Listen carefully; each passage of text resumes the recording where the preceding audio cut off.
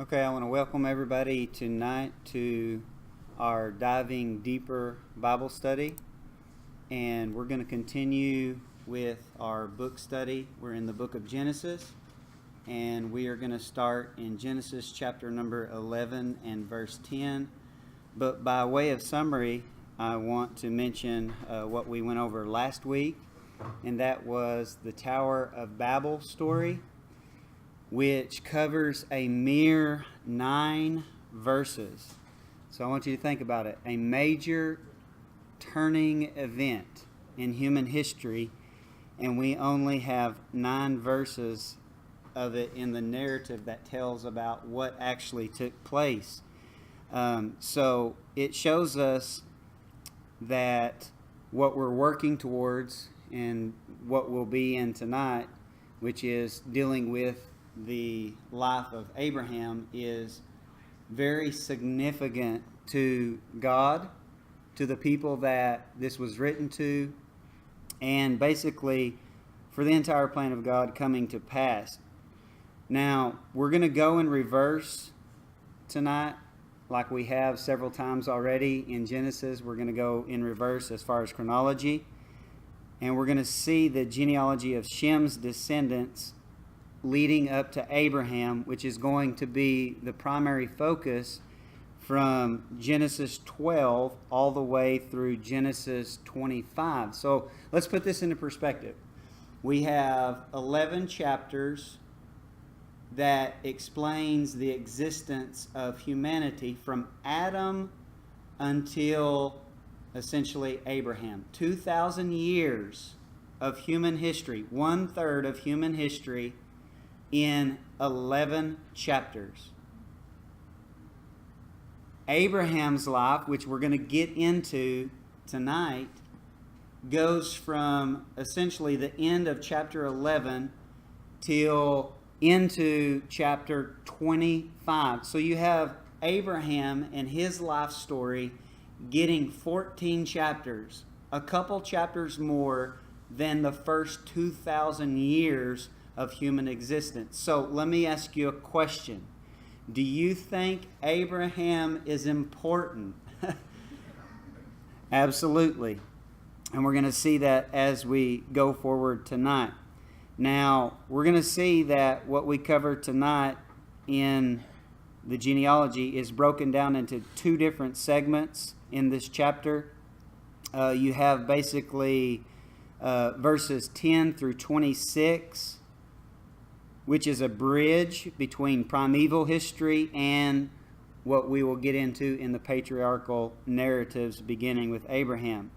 Verses 27 through 32 here in chapter 11 sets us up for the first patriarch narrative again, which begins with Abraham. Now, something that I want to point out that is found in some of the writings of the ancient Jewish writings, like from the Talmud, Mishnah, Targums, rabbinic literature, some of it which can date pretty close to the time of Christ, but it was believed in some of the Jewish writings that Abraham was living in Jerusalem, or what we know as Jerusalem now, for the first 40 years of his life.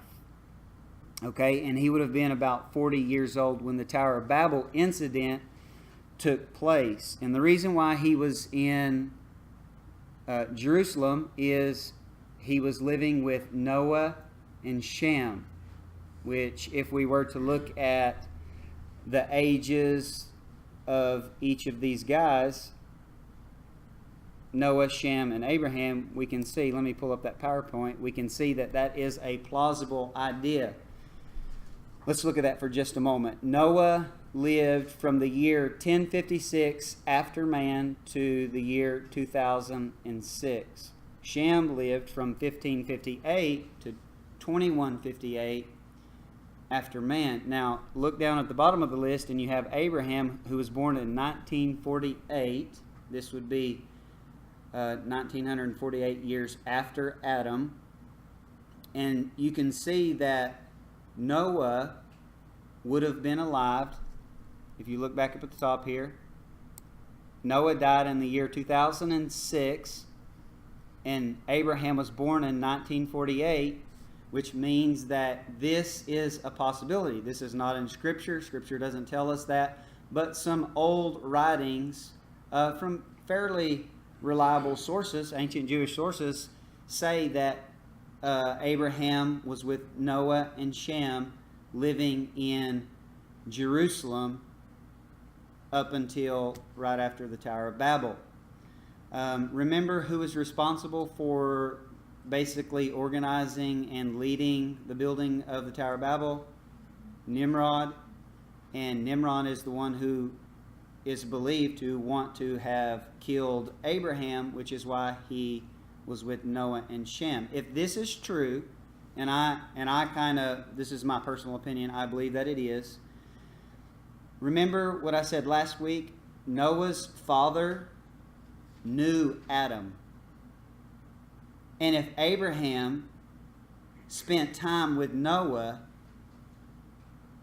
that's some pretty first-hand information that's being passed along. Basically from Adam to Noah's father, from Noah's father to Noah himself, and from Noah to his son Shem and Abraham, if Abraham was living with them in Jerusalem.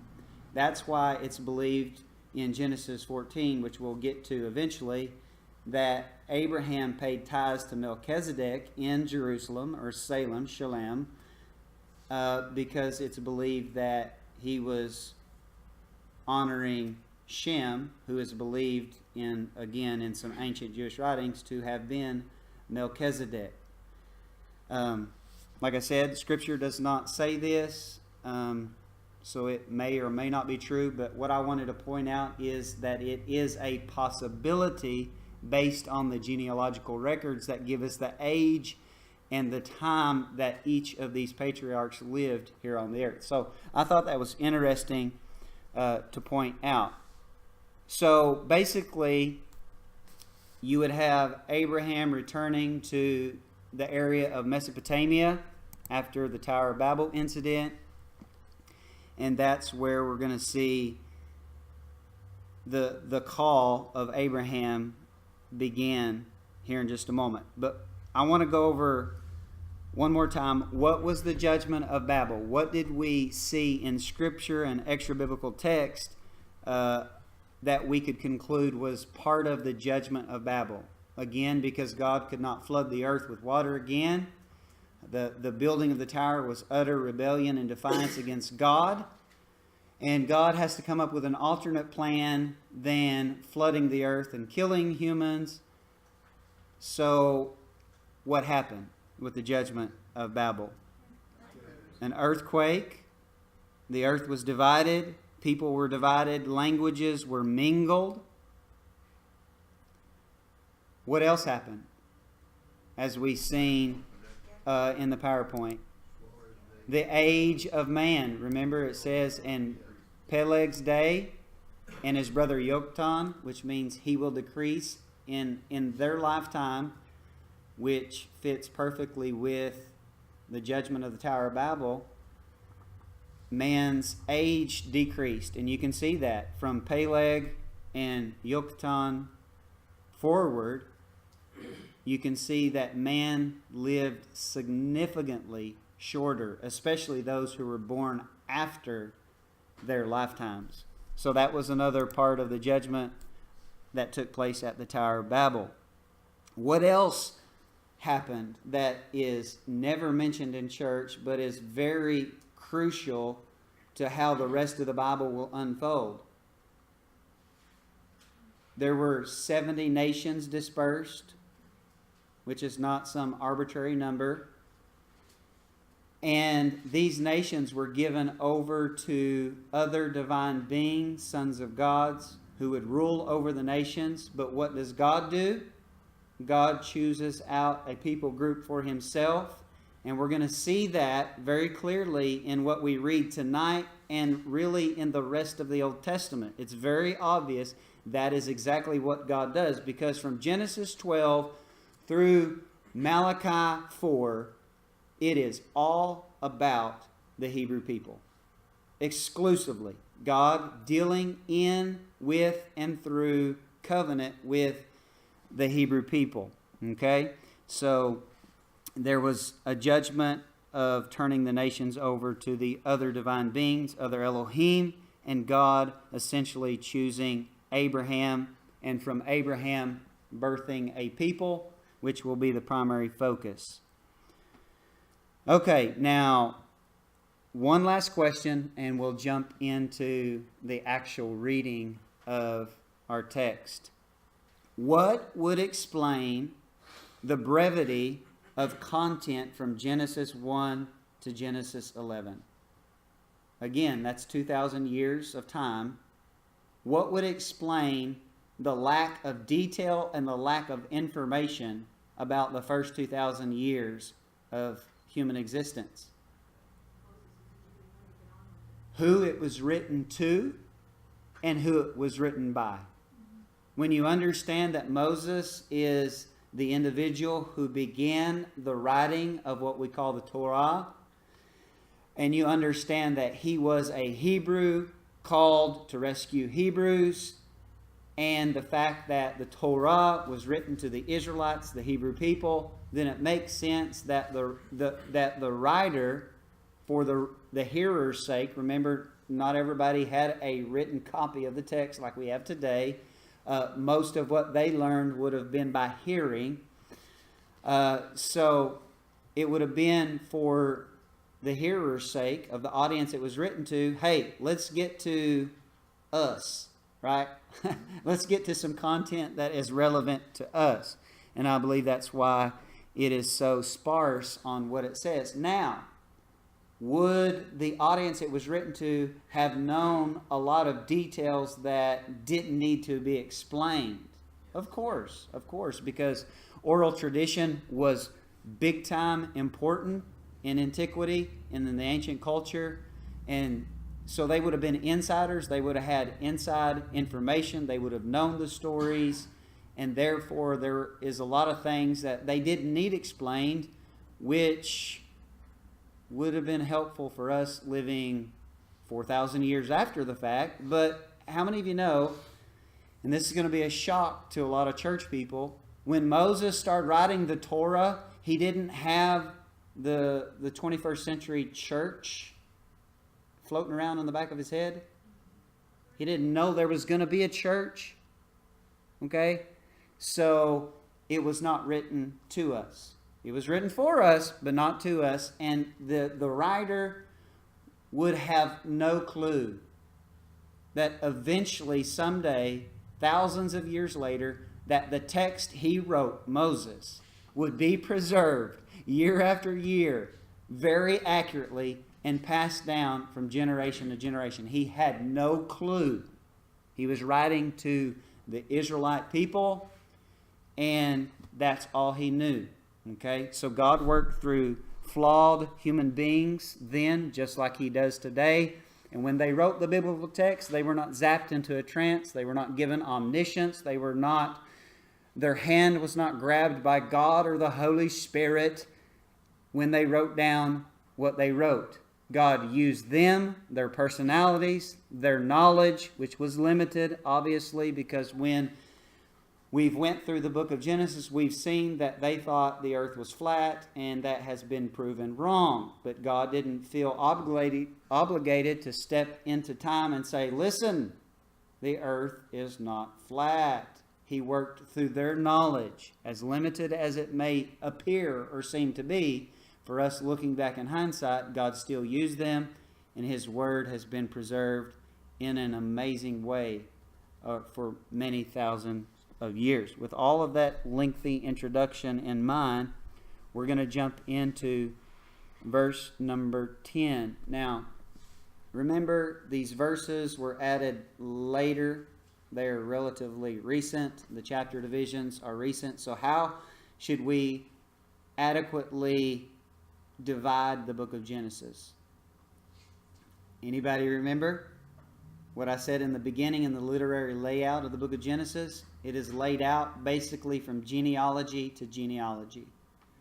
Okay? Basically what the writer does is he puts out a genealogy And within that genealogy, it is going to lead up to a primary character in what will follow, someone who's going to have a significant role. The genealogy will end with them, and then the narrative will continue until we find another genealogy. So that's what we're going to see here. Again, this is on the heels of the judgment of the Tower of Babel, and this is exactly what's recorded after that judgment. These are the generations of Shem. Shem was 100 years old and begot Arphaxad 2 years after the flood. And Shem lived after he begot Arphaxad 500 years and begot sons and daughters. Again, we can see very clearly that the flood itself did not decrease the age limit of man, because he lives 500 years afterwards. Verse number 11 goes on to say he lived 500 years and begat sons and daughters. So he takes the creation mandate seriously. And when Noah and his sons got off the ark, what was the command of God? Be fruitful and multiply and fill the earth again. So he took that seriously. Verse 12 says, and Arphaxad lived 35 years and begot Shelach.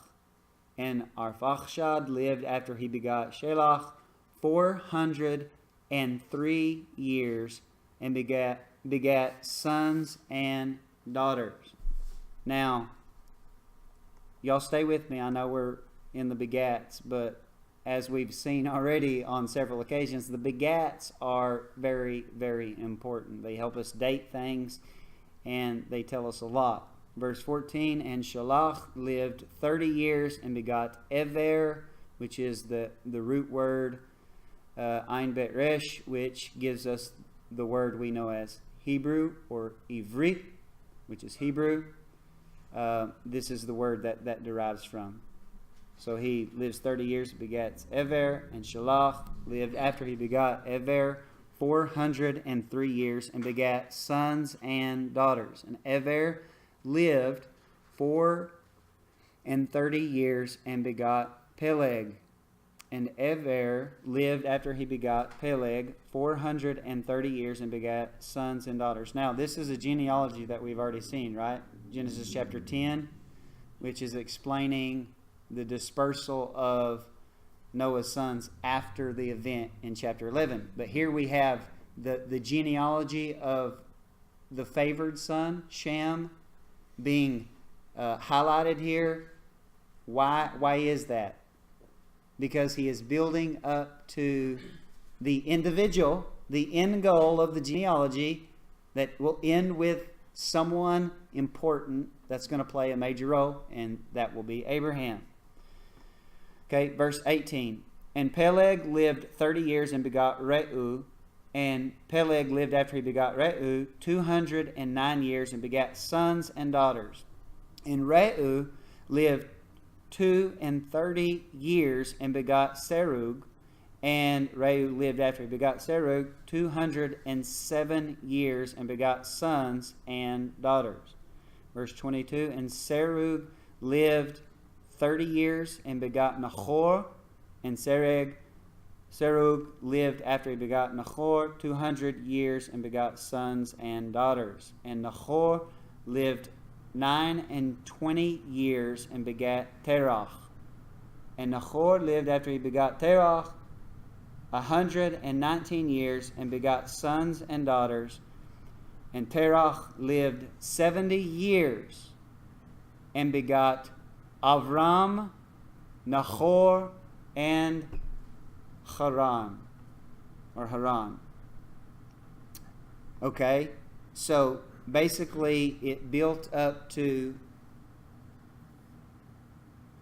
Terah and him having 3 sons. Do you remember a genealogy that we viewed prior to this point that built up to an individual who had 3 sons? Yep, Noah and his 3 sons. So you see the same literary framework and the same goal in mind to be achieved. and that is to focus on who this ends with. Now, verse 27 is going to focus on some important details that will set us up for chapter number 12, which we're only going to go through the first 4 verses of chapter number 12 because we have several things that we're going to discuss here that we've read thus far. But let's read beginning in verse 27. Now these are the generations of Terach. Terach begot Avram, Nahor, and Haran. And Haran begat Lot. Lot is actually how you say it. Lot. And Haran died before his father Terach in the land of his nativity in Ur of the Chaldees. Now, right here is an instance where we know that there has been an editorial hand that has been used in the book of Genesis. Because if Moses is the writer of the book of Genesis only, if Moses is the only hand that wrote Genesis, then it's impossible for him to write of Ur of the Chaldees or Ur of the Kasdim, because they did not exist until many, many years after the fact. Okay, after Moses. So that tells us that someone later on in time updated this area that is mentioned to a place name that would be understood by the audience that was reading the text at that time. Okay? For example, we live in Stigler, but Stigler has not always carried that name. Okay? Stigler is relevant to us because we live here. We can connect with it being called Stigler. Anybody know the name that Stigler was called prior to Stigler? Exactly. So you can see the purpose that the editor would have had, the scribe who was recopying this in time, the purpose that it would have served in him updating the place name to a more familiar word that people could identify accurately the area which is being dealt with. Does that make sense? Now watch what happens.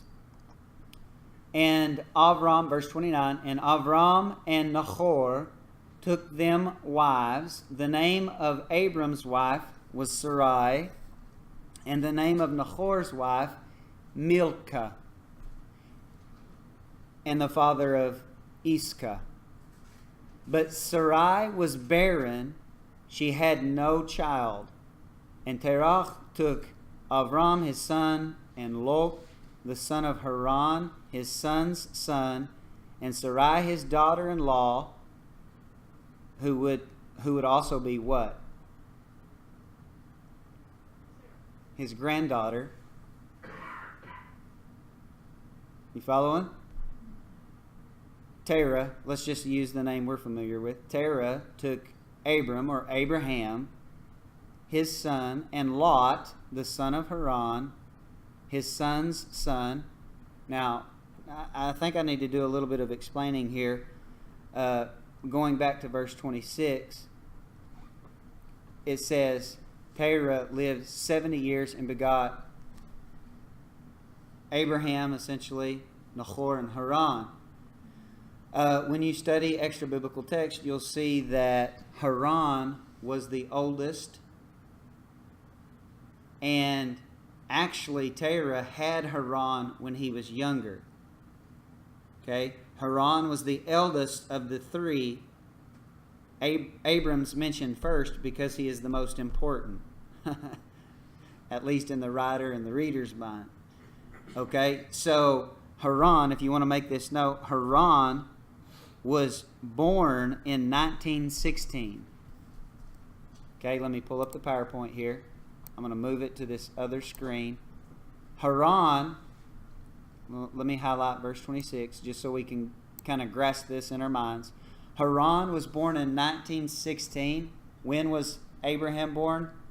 1948. So Haran was several years older than Abraham, right? Okay, and that will make sense why Abraham and his brother Nahor, who was also younger than Haran, could marry Haran's daughters. Okay? Verse 29 says, and Abram and Nahor took them wives. The name of Abram's wife was Sarai, who we will know as Sarah. And the name of Nahor's wife, Milcah, watch this, the daughter of Haran. So they were sisters. So Haran, Abraham's oldest brother, has two daughters. And those two daughters are married to Haran's brothers, Abraham and Nahor. So essentially, Abraham and Nahor married their nieces. I know. Thank God we don't do that anymore. So when I made this statement that in verse 31, and Terah took Abram his son, and Lot, the son of Haran, which Lot would be brother to who? Sarah and Milcah, right? And it says, and Sarai, his daughter-in-law, which would also be Terah's what? Granddaughter. How would you like to have a daughter-in-law and granddaughter all in one? Okay? That's how things were in antiquity. And thank God we have evolved as human beings, right? That's a little close. Okay. So I just felt like that needed some explanation. Now it says, back in verse 28, Haran died before his father Terah in the land of his nativity. So he died young, but his offspring continued to travel with this family, because back in antiquity, families were very close-knit and they were essential and necessary for survival. And that's why they tried to have large families, and why barrenness was viewed as a curse, because you needed as many able bodies to survive in ancient times, because you had to grow your own food and you had to bring provision yourself. And the more people that you had involved in that process, the more likely you were to survive. Okay, now let's read verse 30. But Sarah was barren, she had no child. And Terah took Abram his son, and Lot the son of Haran his son's son, and Sarai his daughter-in-law, his son Abram's wife, and they went forth with them from Ur of the Chaldees to go into the land of Canaan. And they came unto Haran and dwelt there, or Haran. And the days of Terah were 205 years, and Terah died in Haran. Now I'm going to pull up a map here, if you'll want to look at this screen, and let's try to zone in just a little bit. There are two proposals of where Ur is, or Ur. The one proposal is up here,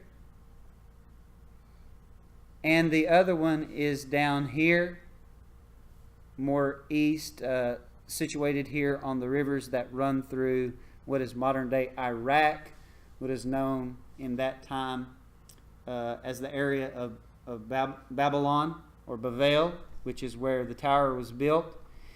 And so essentially you have Abraham and his family after the Tower of Babel being dispersed and basically settling near where the tower actually was. Now, as I mentioned earlier, it's believed that Abraham went to Jerusalem so that Nimrod wouldn't kill him, and lived there for 40 years, comes back after the Tower of Babel and is living there for some time, and God calls him to leave Ur.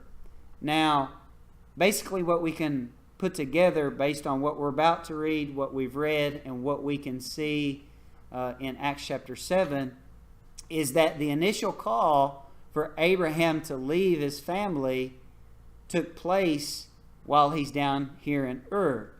Now, look at the path they traveled and ended up in Haran. Okay? Which we just read, Terah stays in Haran, and as we'll see reading forward, Abraham, Lot, Sarah, and those who were in their camp left Haran and ultimately go down into the land of Canaan. Now, one may ask, okay, and down here in the Babylon area is where most scholars believe that Ur was. You would think, man, wouldn't it be quicker just to go straight across to Canaan? Or does that make sense? Why would you not just go straight across? Because a straight line is the quickest way to get somewhere. Why would they go up here and then down? Y'all are sharp. Y'all are sharp. I like y'all. They follow the river. Because if you've ever been to that area, you know that Arabia, Jordan, Arabia, Iraq, is what? A desert. An absolute barren wilderness where there is absolutely no water, no shade, and it is extremely, extremely harsh conditions. Cold at night, extremely hot in the day, no water, no food. So what is the likelihood of you surviving a trek that far? Hundreds of miles through the hot desert. It's impossible. And they understood that. So they follow the river because the river has life. Where there's water, there's life. There's plant, there's animals, there's food. And ultimately, they come to Haran and they settle there. And Abraham's father decides, you know what, I'm just going to kick it here in Haran. Y'all go on down to Canaan if you want. I'm going to stay here. And that's what we're going to see. Now, what's interesting, if we go back to verse 32, it says, "And the days of Terah were 205 years, and Terah died in Haran." Now, let me ask you a question. How old was he when he had Abraham? 70. Right? Okay. He was 70 when he had Abraham. Now, I'm just going to show you the fallibility of human beings and that they can make fallible statements and it be written in our Bible. Okay? Is it okay if we see the humanity at work here in our holy Bibles? Okay? It says Terah was 205 years old when he died, right? So how old was he when he died? 205. How old was he when he had Abraham? 70. Now, do a little bit of math. 205 minus 70. What is that? 135. So he lived 135 years after Abraham was born. Now, we're going to read here in a moment that Abraham was 75 when God called him basically to leave Haran and go to Canaan. Okay? 70 plus 75 is what? 145. So how old was Terah when Abraham left Haran to go to Canaan? 145. Let's look at a statement that Stephen makes in Acts chapter 7.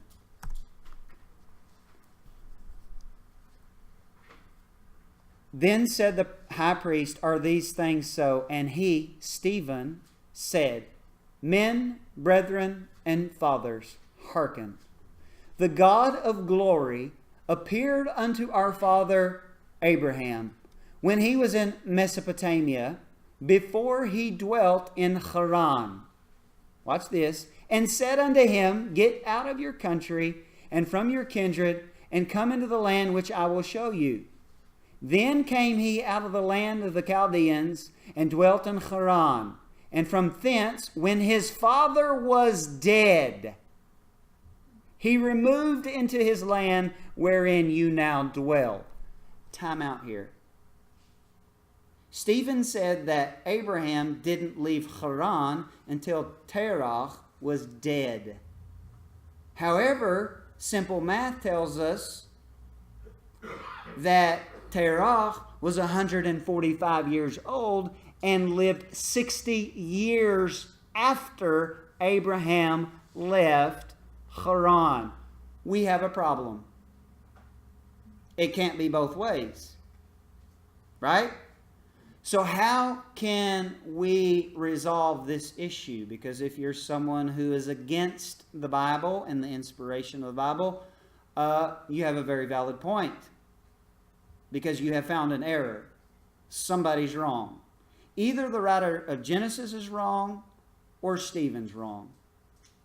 You have to pick one or the other. And basically the conclusion that you have to come to, I believe, is that Stephen did not have a text. And based on his recollection of hearing the story versus careful study of the actual text and what it says, he assumed that Abraham would have lived in Haran until his father died and then went on to Canaan. Whereas if he would have been looking at it and done simple math, you know, they could add and subtract in antiquity, right? Then he would have known. Okay? Here's the point. God uses a man who, by the way, has just been filled with the Holy Spirit. This is after Pentecost, right? Which is, by the way, the undoing of the Tower of Babel. The Tower of Babel dispersed the nations and turned them over to the other gods, which they all ended up worshiping.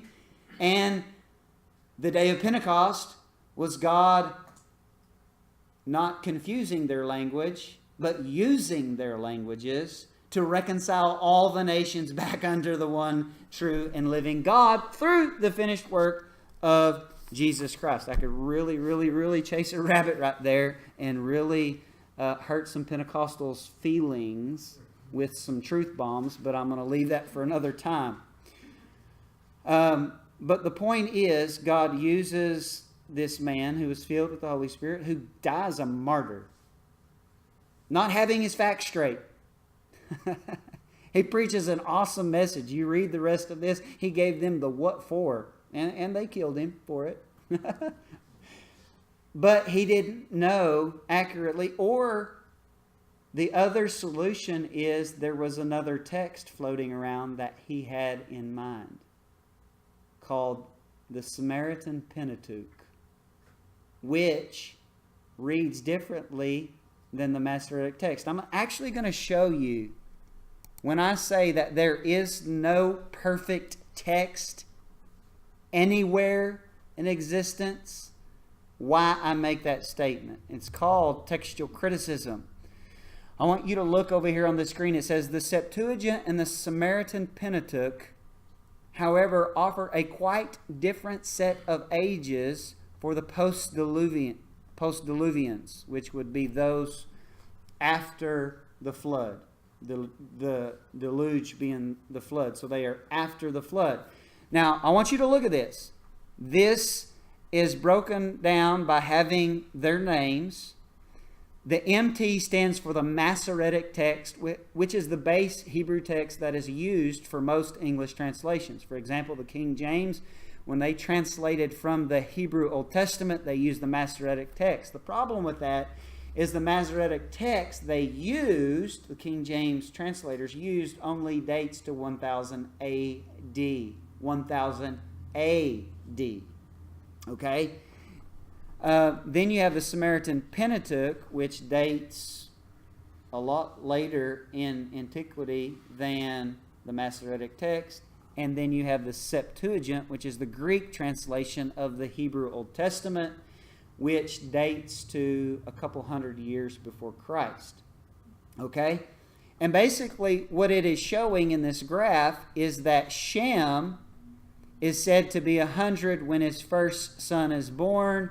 That is unanimous in the Masoretic text, the Samaritan Pentateuch, and in the Septuagint. However, when you get to some of these other names, notice how it varies. It says that Shem's son, Arphaxad, was 35 when he has his first child, but the Samaritan Pentateuch and the Septuagint say he was 135. Now, that changes, and then you go over to this side and it shows the remaining years they lived after having their first child, and those numbers are different. Now, you can see that there's discrepancies and disagreements, right? Most scholars believe that the Masoretic text is the most accurate, at least in this instance. Even though the Samaritan Pentateuch and the Septuagint agree with one another and are in disagreement with the Masoretic text. But I want you to look down here with what we're dealing. We have Terah, who is 70 when he has Abraham. It says first son born, but he was 70 when he had Abraham. He was younger than that when he had the eldest, which was Haran. But look what it says far as how many years he lived after the birth of Abraham. 135 years in the Masoretic text, which is what we're going with, which gives us his age of 205 when he dies. But notice that in the Samaritan Pentateuch, it says 75, which is important because if Stephen had looked at the Samaritan Pentateuch, then Abraham leaving when he's 75 fits nicely with the fact that he left when his father died, right? Which tells us that it's likely that the source that he was familiar with reading was the Samaritan Pentateuch. And that's why in the back of his mind, he thought that Abraham left when his father died. Does that make sense? Yeah. Okay. So when I say there is no perfectly preserved text anywhere, you see why. Okay? These are ancient texts, and there are points where they disagree in number. The same was said in the Genesis 5 genealogy, which gave us from Adam till Noah. If you were to go and look in the Masoretic text, the Samaritan Pentateuch, and the Septuagint, you will see that they do not give the same ages or lifespans for those patriarchs. There's a disagreement. So what text critics do is they examine the available text. And there's this process of evaluating text where you come up with what you believe is most plausible to be the original. But at the end of the day, since none of us are omniscient, we don't know for sure which one is most accurate.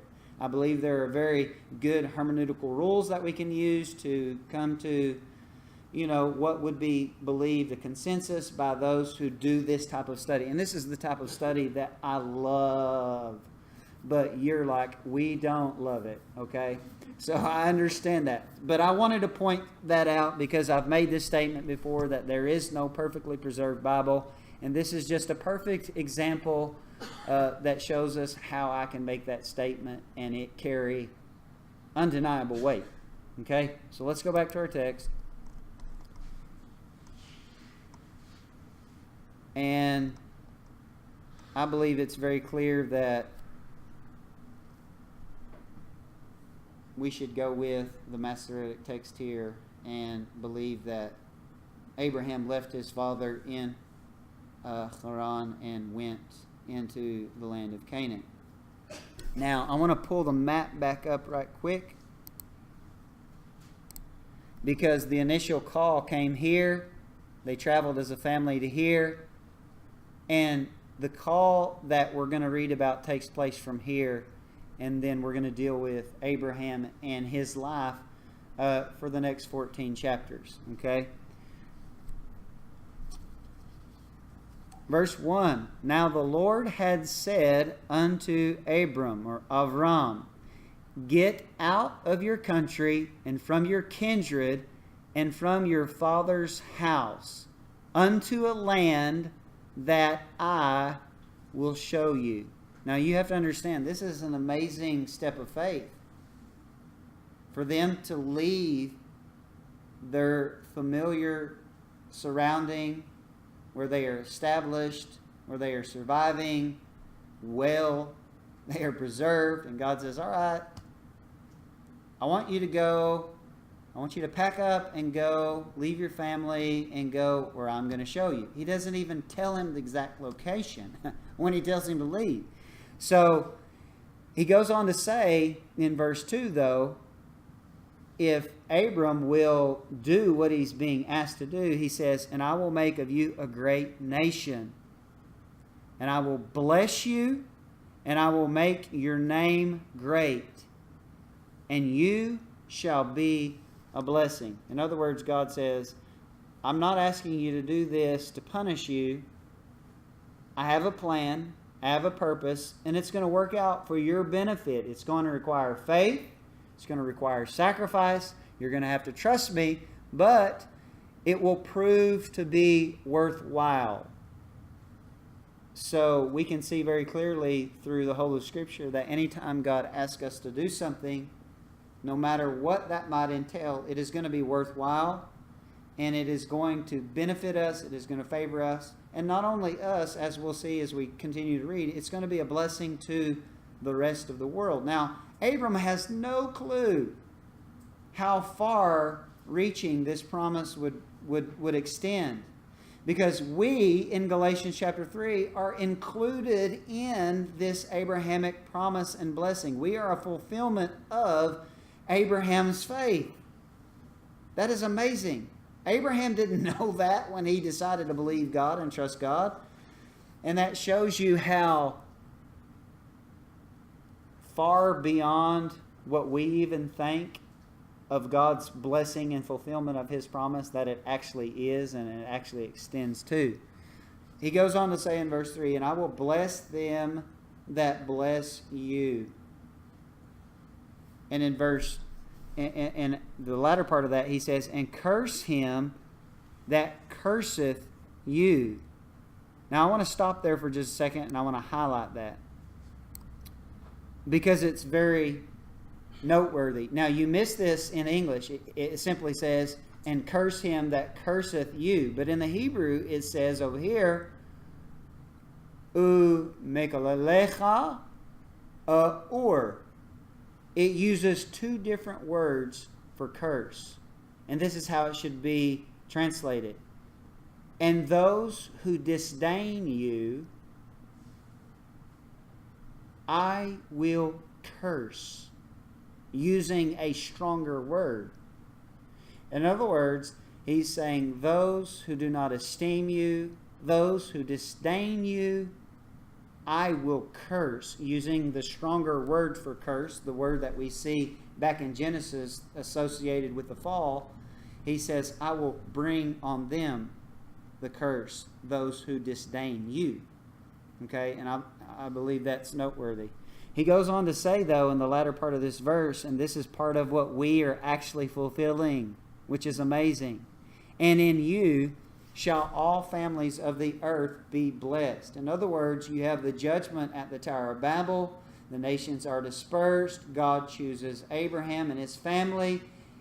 And he's going to use Abraham and his family to bring about the plan of redemption, ultimately being fulfilled in the Messiah coming to the earth and establishing a new people, the church. And then the church is applied and grafted into as being part of the fulfillment of this promise. In you shall all families of the earth be blessed. So that can apply to us as the church. Through us, the church, because we are Abraham's seed, Galatians 3, verse 28 and 29, because we are Abraham's seed, because we are in Christ, the seed of Abraham, now through us, all of the earth is blessed. How? Because we are responsible for the preaching of the gospel. You following me?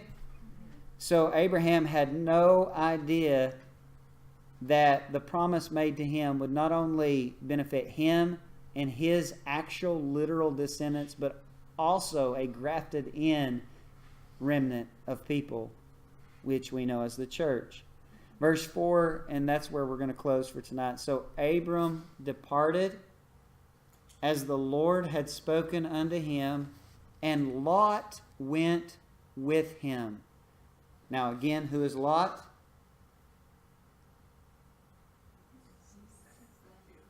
His nephew. But who else would Lot be? The brother to who? His wife, Sarai, whose name is Sarai at this time. And I think it's kind of noteworthy that you have the two sisters that Abraham and Nahor married, which were daughters of Haran. Milcah, which has the root word malach, which means to reign, which could be interpreted as queen, Milcah. And Sarai, which means my princess.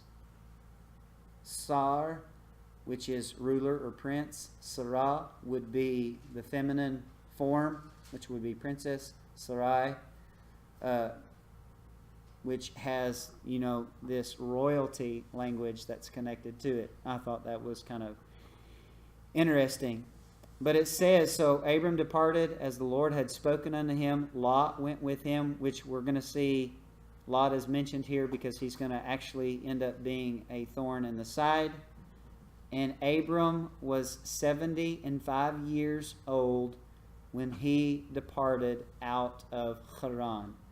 So, again, if the Samaritan Pentateuch is correct on the age of Terah, then he left Haran when his father died. Otherwise, he left his father there, and his father lived 60 more years after he left. So we're going to stop right there. That's going to set us up for moving into this patriarchal narrative that is going to focus on Abraham and his offspring the rest of the book of Genesis. And I just want to throw this out there for you, and you can make this note, and you can reference this when you study. And this is relative to the rest of the book of Genesis. There are 50 chapters in Genesis, so you basically have where we are, chapter 12 through 50, which is going to be broken down into 3 long cycles of narrative. And they are chapter 11, verse 27, through chapter 25 and verse 11. This is the story of Abraham, the life of Abraham, which again gets several chapters more than the first 2,000 years of human beings, which is amazing. Then you have from chapter 25 and verse 19 through chapter 35 and verse 29, which is primarily the story of Jacob. And then chapter 37, verse 1 through the end of Genesis chapter 50, you have primarily dealt with the story of Joseph being in Egypt, which is an important story, and why a lot of content is familiar there, because that sets us up for the Exodus story, which is dealing with the people whom this was written to and began being written by. So we're going to stop right here in our reading, and I'm going to give you the opportunity to ask any questions if you have any. Daniel, I guess the age of the men, like, they fathered so-and-so when they were the women like up in their hundreds too, like 200 or 300 years old when they had kids? It does not specify. Prior to the flood, you see that they lived couple hundred years before they had children. That really changed after the flood, and even more so after the Tower of Babel. They didn't live into their hundreds after the flood and the Tower of Babel before they had kids. It doesn't tell us. There is no information whatsoever in any records that I have found that talk about the age of the women when they bear children. Now you have to understand, different culture, different way of thinking. Men in that culture received a higher status, probably to a fault. But again, I think that our culture undermines the role of men versus the role of women, because there is a difference. Man is an authority over the woman as far as the head of the house, and in government as far as leadership positions. Now this doesn't give us the okay to be a bully, because Ephesians chapter 5 specifically says that we are to treat our wives like Christ treats the church. Oh, really? And then women are told to treat their husbands like the church treats Christ. Are you serious? That's totally not fair, because men have to duplicate Christ and his behavior, and women have to duplicate the behavior of the church. That's not even fair.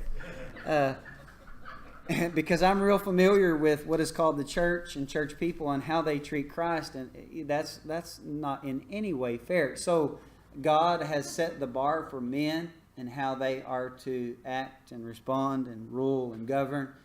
And we're not to do that with a iron fist, because if we do that, then that's how God will rule us. Well, when you tell the story of Sarah and Abraham when they did have their first child, is that she was beyond childbearing. She was nearly 100. So how, I believe it's pretty clear based on what we looked at in the age of the patriarchs there in the PowerPoint that showed their ages. After the Tower of Babel, man began to age a lot more quickly. That's part of the curse of Babel. Remember, it says in Yoktan's day that man's age began to decrease, which is why his name is Yoktan. Literally translated, he will decrease. So man began to age quicker, and therefore you had to get on with the program quicker, because if you wait too long, it's going to be too late. And that's why it's such a miracle, as we'll see when we get to that narrative, that Sarah is able to have a child at such an age. Well, it's showing the divine hand of God in the election of Abraham and his descendants. Well, Abraham married his niece. Abraham married his niece. His choices, were they exclusive?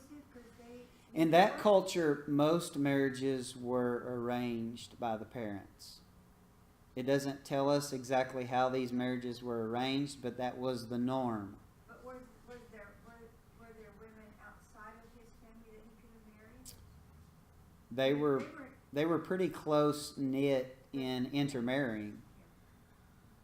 When we get to Leviticus, we'll see that it forbids marriages being too close, but it actually allows a uncle-niece cross. Pardon my dog breeding vernacular there. So when did it become not kosher to do that? It's always been kosher for an uncle-niece to marry, as far as what the Bible says. Now, to us, it's like, no. Yeah. Nuh-uh. When did we develop that? When did we come to that conclusion that we should?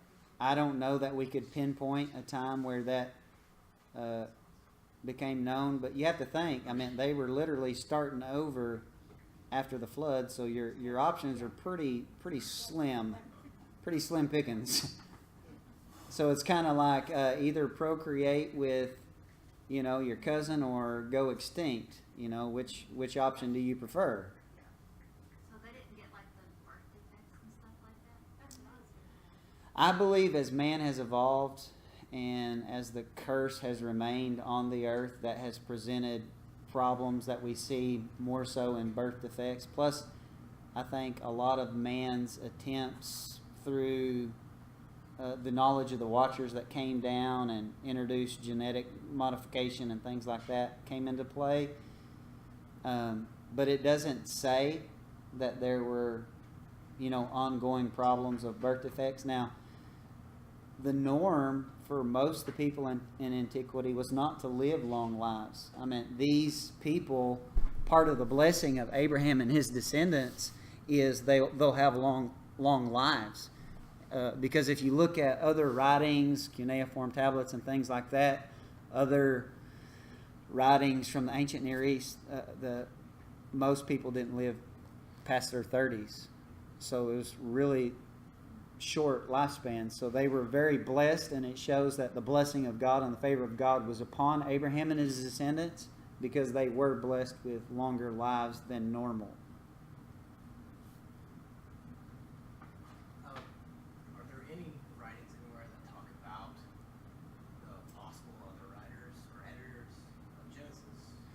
There is no documentation of who would have been the names of the scribes that may have edited or amended the text.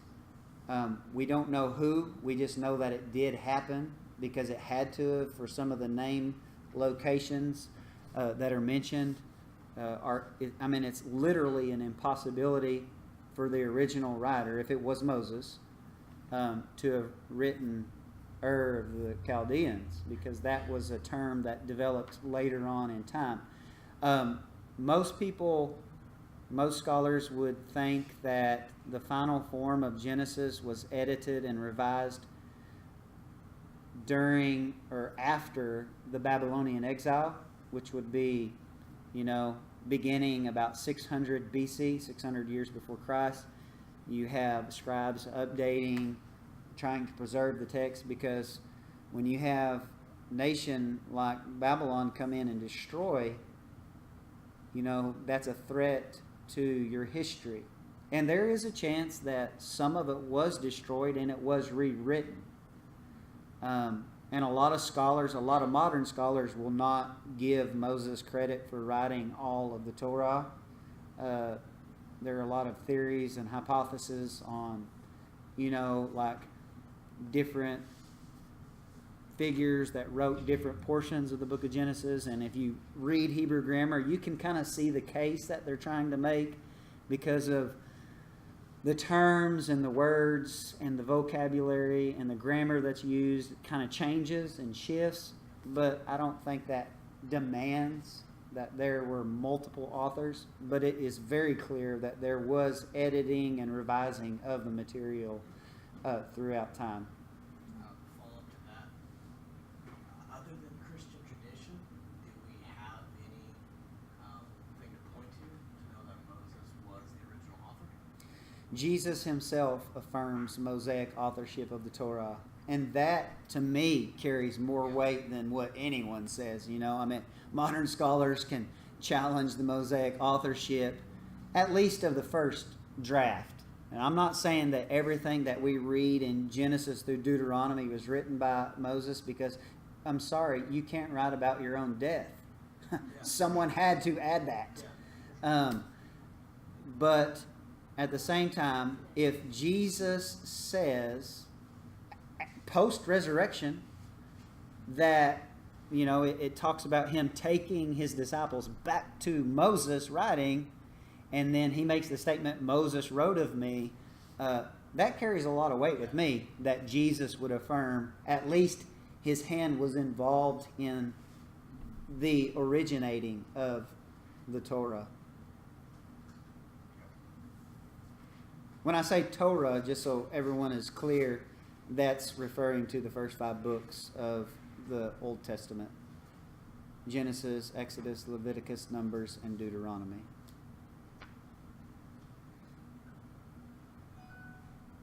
Any other questions? I think I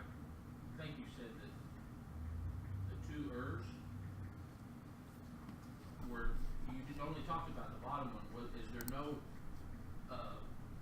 That was just basically. There's more evidence that the bottom one's the correct one. Yeah, Basically. yeah. But there's two proposals. This one up here, towards the north, and then this one down here. Right.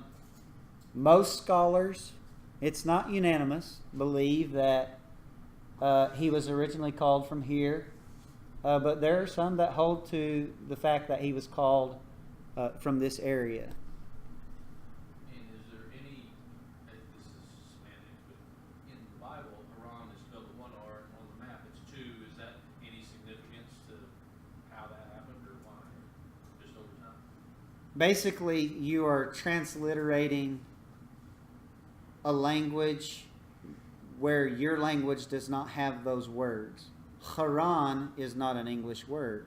So whether it's written with two R's or one R, basically you're phonetically trying to spell another language, a word in another language. And was the son named after the No. town? No. You have a het versus a hey in the Hebrew text. I see. So you have So it looks the same. Haran and Haran, which are two different words. Oh. They're not the same. Now you could confuse them based on the spelling because you spell Haran and Haran with an H. Some, like I think the New Testament passage we read, did write Haran with CH, which would be more appropriate for the pronunciation because in Hebrew you have what are called guttural letters, which are pronounced with the back of the throat, and we don't have that in the English language so much. So you have like chet or haf, and those are not normal, natural pronunciations for English speakers. So those are some of the confusions that can be caused through, the Hebrew language being translated through several different languages because English is not a very old language. And so you have Hebrew being translated into Greek, into Aramaic, Syriac. You have it being translated into Latin, and then ultimately in English. And a lot of times in the transliteration process of trying to pronounce words that are foreign to the English language, you can kind of confuse places because they look like they're the same place based on the spelling, the transliteration, but they're not if you know the original language that it was derived from. That is really, really into semantics, and most people don't think long enough or hard enough to even ask that question, so it is a good question.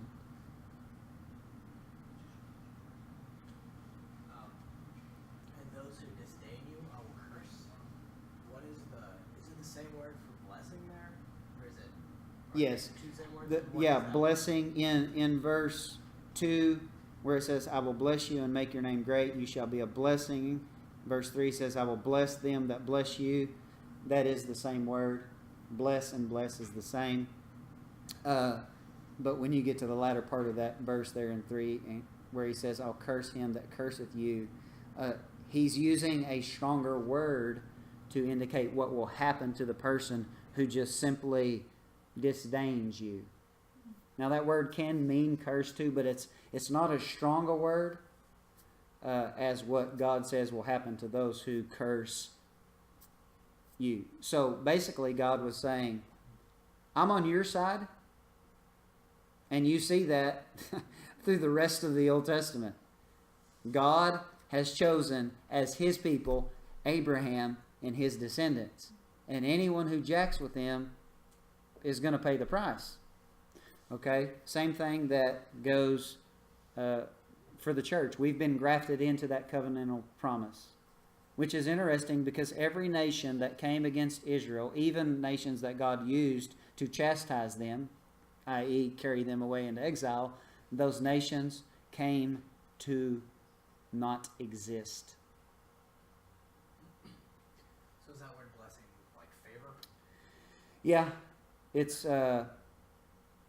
it's the Hebrew word barach, which literally means, it's taken from the root word berech, which means knee, literally to bow a knee to, which is to honor.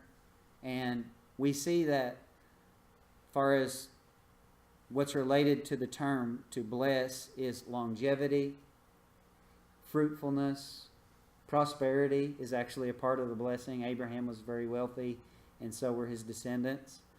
A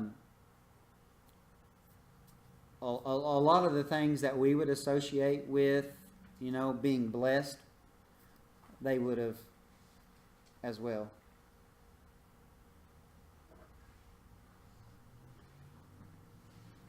Any other questions? There's one on the feed that I'm gonna take a stab at. Okay. I think what they're asking is, are there any ancient writings outside the Bible that affirm the writings of the Bible, like from the culture? Yeah, there are various sources here and there that affirm what is written in the biblical text.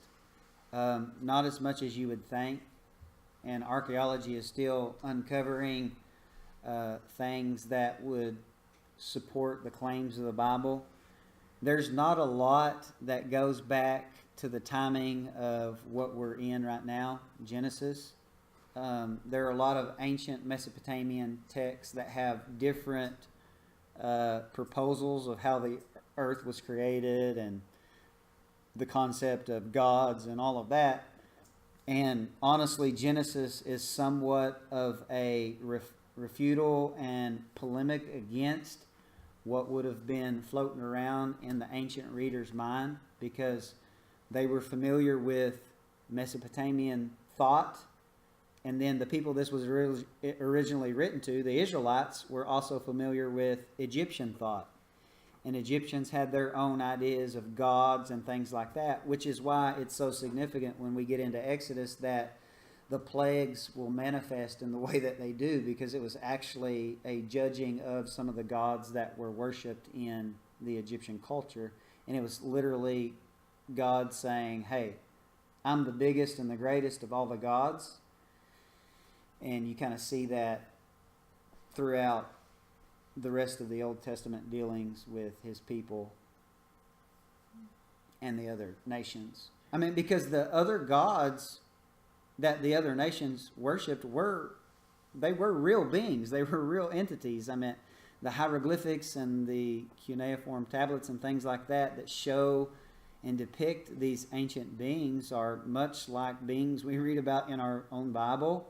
And they're not just make-believe. They didn't just, drink magic potions and start doodling on the sides of caves and making stuff up. I mean, they believed and had experiences and encounters with these other gods. Perfect example of that, not to rabbit trail too far, but when Moses comes to Pharaoh, Pharaoh has at his disposal sorcerers who are able to divinate and cause their powers to manifest in similar ways to how Moses does. He throws his rod down, it turns into a tannin or a crocodile, and they throw theirs down, and it turns into a crocodile too. That's pretty bizarre. That's power. That's supernatural. That ain't coming from a statue, a wooden statue.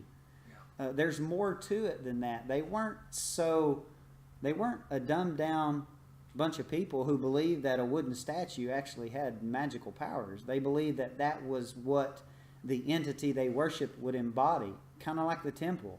They believed that the temple served as a structure for the divine being, Yahweh, to come down and inhabit. And that's exactly what he did. He came down and he sat on the mercy seat, and the presence of God filled the house that was built for him. A God, Yahweh, who happens to be the God, the creator of all the other gods. And that's the whole point of much of Genesis and into the Exodus story, is showing that Yahweh is the self-existent one who is the creator of the universe, which is why Genesis 1 starts out the way it does. In the beginning, God, the God, Elohim, who is known specifically by the name Yahweh, is the creator of all things. and everything is inferior to him. He just happened to give all the other gods free will, like he did humans. And so, simultaneously, God has dealt with humans and divine beings that rebel. And still works his plan to the end that he has declared would come to pass. Amazing. The power that Dylan was talking about, like with the crocodiles, and that would be coming from the divine beings or the 2/3 of the angels that got kicked out of heaven. Am I no? 2/3 of the angels being kicked out of heaven is not in the Bible. Revelation refers to, if you want to say Satan there is drawing 1/3 of the angels there in that passage, Revelation chapter 12. You could make that case. I think it's kind of weak, but no, these were divine beings. And we'll see God work with these divine beings, even evil ones, who still appear before God. When you read the Old Testament, you'll see that divine beings who are submitted to God and divine beings who are not submitted to God, both sets appear before God, and God uses them to bring about his plan. You can read the story of Ahab and how Ahab's death is arranged by God, basically asking evil divine beings and good divine beings, hey, how are we going to make this happen? And he lets them give proposals, and then he says, hey, go do it. Well, what would they be? What do you mean, what would they be? Well, they're divine beings, but I guess I kind of want a name for them besides. Sons of God. That's what the Old Testament Hebrew text calls them. Right. Sons of God. They're the ones that were in the book of Enoch, right? In the book of Enoch, yes. But not all of them committed the same sins as the Watchers, the ones who actually intermingled with human beings. Not all of them went that far, because those who went that far were immediately bound. They were judged. They were confined to in hell until the judgment, Right. which will come when the Lord returns and brings a consummation to all of this. If somebody said today that they were a watcher, what would they be? A person? Yeah, so a person today said they were they felt that they were I heard this. If they were a watcher, where would you categorize them? I think they're probably using that term in a different way that we would understand watcher, as far as how it was applicable to the divine beings who came down and procreated. There has not been any hint of divine beings procreated with human beings after David's time, which is 1,000 years BC. It would be really pointless for them to do it now anyway, because it's instant confinement to hell. Immediate. So, you just have to play devil's advocate here and say, man, what would I do if I was in rebellion against God? One thing I wouldn't do is procreate with humans, because then I'm going to be bound. So I want to stay afloat as long as I can. I want to have some reign to wreak havoc and, fulfill my agenda as long as I can. As far as someone who says they're a watcher today, if they're referring to being a diviner or, a tarot card reader, I do believe that there is an element of power there. If someone gives themselves to that, I believe that the enemy can use that and work through that.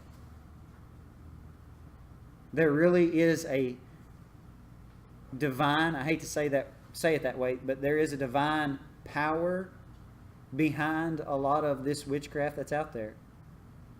There are spells that have been proven to have worked, and magical powers. There are people who have been able to levitate and do things that are not humanly possible without some type of divine force, working through that person.